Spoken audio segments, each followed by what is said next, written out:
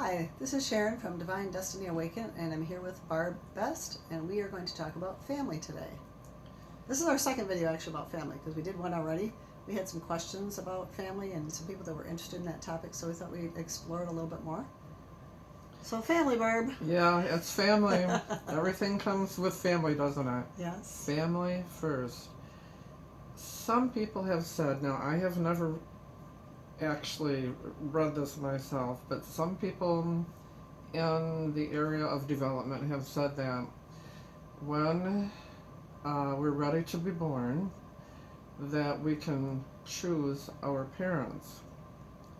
From my own experience, I remember being born, but I do not remember choosing my parents. However, I remember that I was going into a certain situation and it was too late to back out when she got, in with the mother. So that part I can see. I believe that it's a matter of level of development, level of consciousness, that you are able to choose So, not everyone can choose. their parent. I don't think so. So, if the child doesn't choose, who do you think chooses then?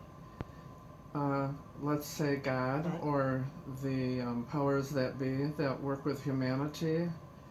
And a lot of times we go into a situation where it's like karmic residue. Like some people come in and they're born just for a while and then they pass over again.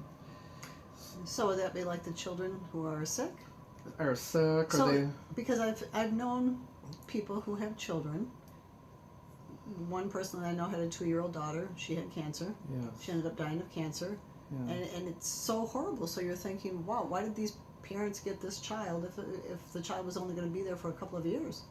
Yeah. It seems such a devastating situation, It is. and the parents yeah. feel so helpless, and that it seems so cruel.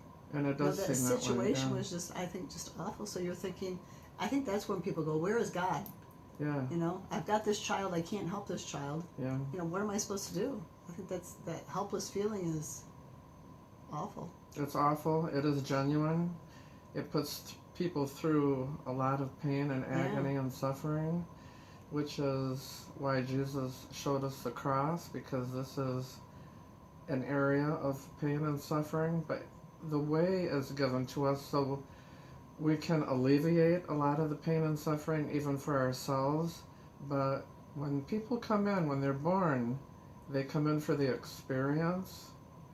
And so someone is directing that. And so we say God is directing that because we don't own our children. Each of us are a child of God. And so the parents provide a vehicle for the child to come in, for the soul to reincarnate and actually be born. They will come in groups usually. Mm-hmm. And everybody that's in the group knows one another anyway, and they already have karma or an attachment. And then that has to do with the saying, what goes around comes around. So the people in your family you have been with in another lifetime, yeah, in some way, shape, or form. Yeah. Even if you weren't family, you were somehow connected. Yeah, more likely than not. Yeah. And it's because you have an attachment with them. Your energy attaches with their energy somehow. And so God makes for harmony. And so you will repeat your mistakes, or you will repeat when you've broken one of God's laws until the harmony is balanced or you have attained to it. So the soul will be born into a situation, and then each of us, being born into that situation, will be born accordingly to our past actions, because when we get ready to pass over from another life, a previous life, where we end up at that previous life is where we begin again when we come back in on our return. What do you mean where we end up? Like, is there a scale? You start here, you have to get to here? Well, in the evolutionary scheme of, say, being spiritual, in the area of level of consciousness, you realize that there are some things you just don't do. But if you can't see it before you do it, then most of us walk right into it. And it's an activity that it's a no-no. We're not supposed to do it. The harsh ones are like murder and maybe rape. I mean, it's causing harm to someone else, and we will take responsibility for it and suffer for it because we cause our own suffering. Because down here in this energy, that's the way it works. So the people that do that will pay for it now, or is it something you pay for later, or you don't know? Sometimes it depends on the energy that you put into it when you've done the activity. So if you've done something and you've put a lot of energy into it and you've been doing it for a while, chances are that thing's going to come right back to you. Soon, quickly, even that lifetime. Like some people do horrendous acts and like say the FBI gets a hold of them quickly. Doesn't mean they're getting out of it. It means that for our protection they put them away. But in God's law, they will have to do a repeat. Now, if in their heart they search their conscience and they make the resolution that I'm never doing this again and I know better and go through all that, it probably could alleviate some of what they get in karmic response, like say the next lifetime. So the child is actually sent by God, unless you are really highly evolved and you can make a choice. And who knows, maybe now in the Aquarian age, a choice can be made more than in the Piscean age because we're developing our mind.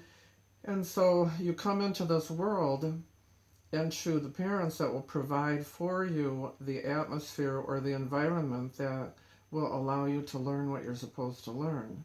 Now, some people are born blind, or they're crippled, or they have other impairments, and they've done something to cause those impairments to come upon them. It's kind of like a mea culpa, through my own fault. Yes, indeed it is, through your own fault. However... So are you saying that's kind of, well, I don't know if I want to say punishment, but that's something that's come on to them because of past actions? Yes, yeah. And it depends on how you think, too. Or maybe they could have chosen to have something like that to learn a certain lesson? Is it necessarily karmic? Could it be a choice that they've made to experience that kind of a life? The ones that come in that are self-conscious, self-aware, who come in to help humanity are usually the ones that come in into incarnation that have a specific job to do. You know, it kind of reminds me of Mission Impossible. Boom, boom, boom, boom, boom. You know, this is your mission should you decide to accept it. And once you get in here, it's like, I don't It is know impossible. About that. I'm not sure I want to really accept this, you know. Too late, right? It's too late, yeah. Because we're taught that in astrology, when you take your first breath, then you are under the influence of the planetary alignments at that time. So their energy, the planets, by God's law, will affect the life that you have coming up. And that's why you are born into the situation when you were. So some people, like say a mother will go into labor and maybe they want that, if they're aware, they might want that child to be born at a certain time, and then it doesn't kind of work out that way. But it's usually close. We really don't escape our karma, because that's why Jesus said, do unto others as you would have them do unto you. And he was letting us know that that's pretty much the way it is here.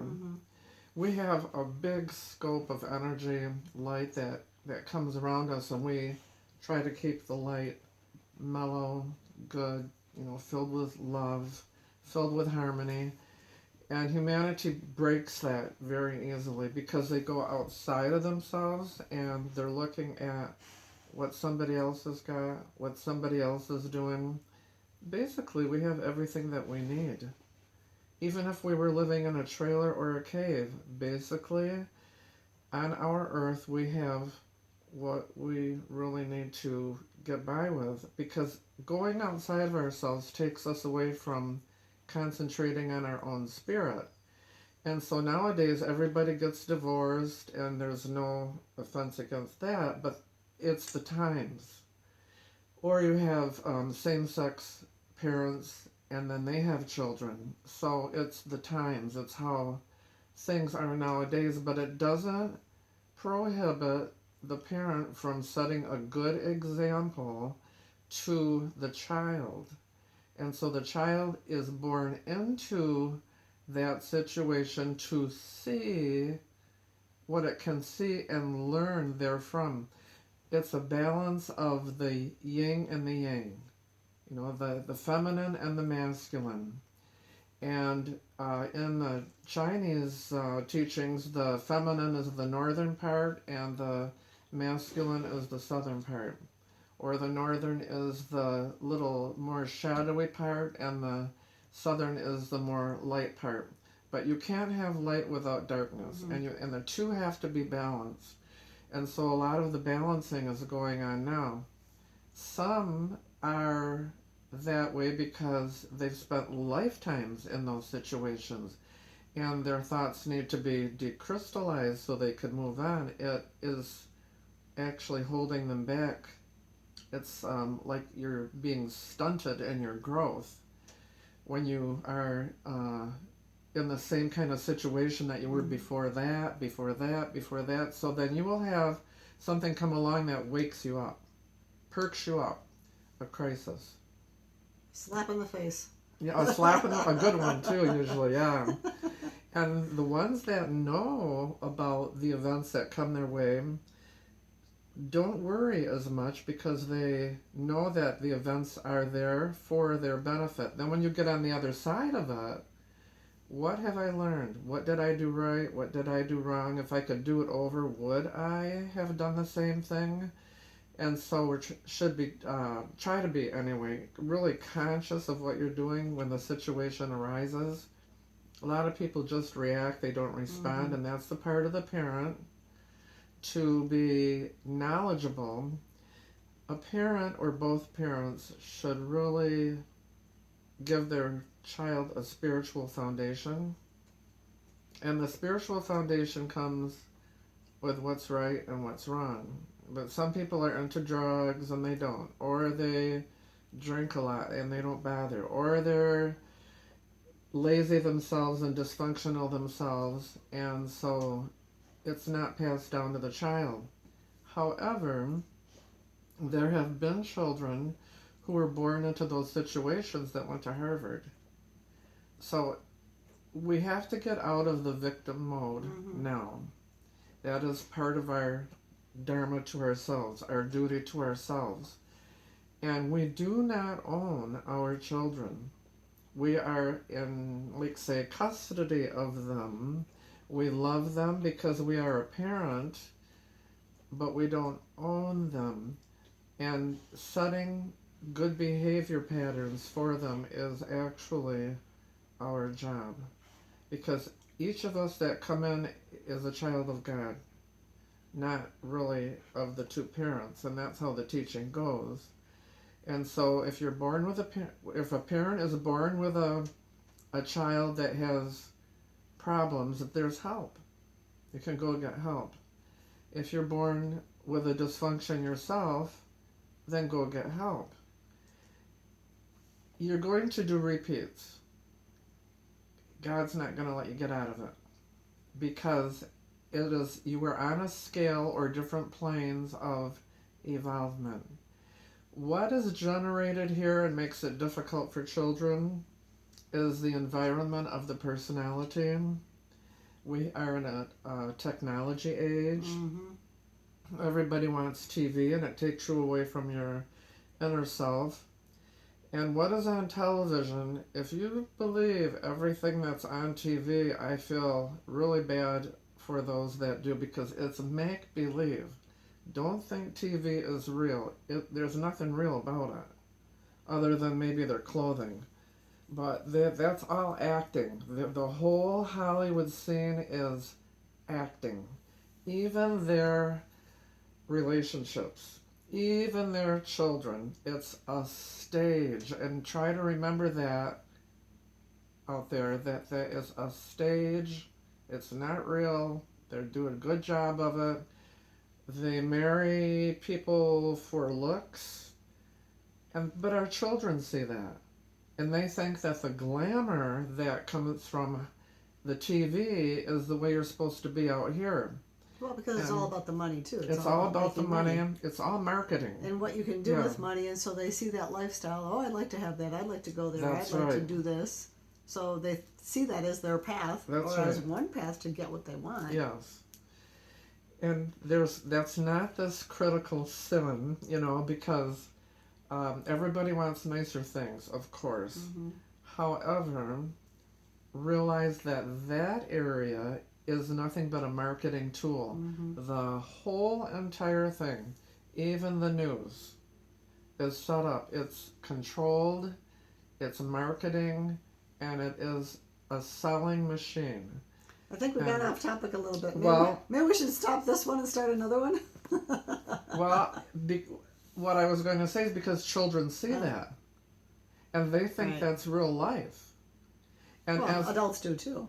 They do, but as a parent, we're letting them know now it's not, Right. And as parents, if you give your children enough love, they're not going to go into that. If you explain the illusion around them, and don't maybe use the word illusion, but if you explain to them what the pattern is of life and give them a sound spiritual foundation, they're not going to be so easily fooled. Right. That was my whole point of all that, because like you said, parents are easily fooled by TV too.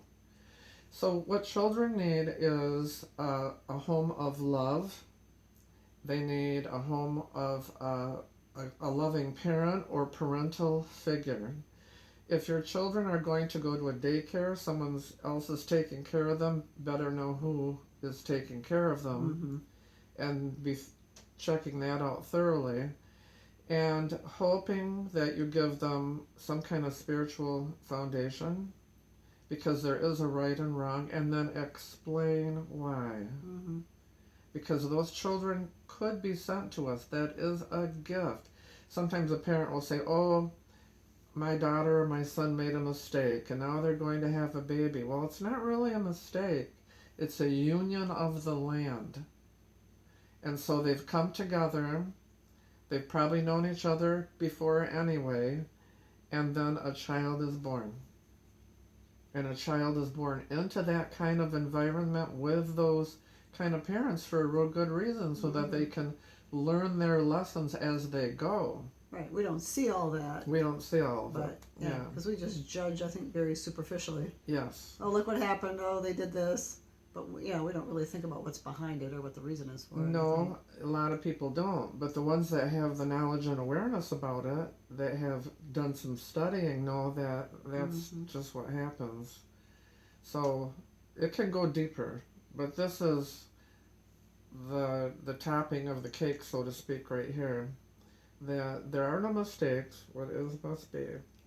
And so the children are to be loved and nurtured no matter where they end up. It helps to make the kind of world that we live in. We want them to come into a happy world, and come what may. All you can do as a parent is do your job as a parent and set a good example, give them the love the best that you can, and you can't do their thinking for them. They will think the way they want. They will respond because it's in their DNA. Yes, they will. Yeah. That's right. That's right. But if you've done your job, your duty, they cannot fault you. Because they already are who they are. Right. You don't have anything to do with that other than you passed on some of the hereditary traits. And it's up to them. Hopefully the good ones. Yeah, hopefully the good ones.